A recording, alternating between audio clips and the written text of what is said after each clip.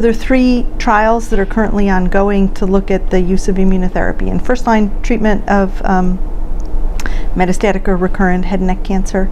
These are patients who have not previously progressed on platinum-based therapy. 2 of the trials look at a combination of a CTLA-4 drug with a PD-1 drug and compare that whole approach to standard chemotherapy with cetuximab. And then there's another trial where the question is actually asked, how do you combine chemotherapy and immunotherapy? And so this is a trial of pembrolizumab monotherapy versus pembrolizumab with chemotherapy versus the combination of chemotherapy with cetuximab, which serves as the FDA standard.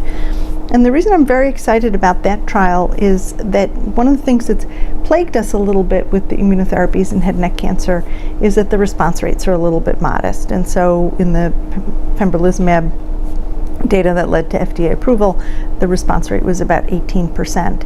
And so for patients who are symptomatic, for patients who have bulky disease in the neck, for patients who may be at risk with the airway or at risk for bleeding, an 18% response rate isn't really that high.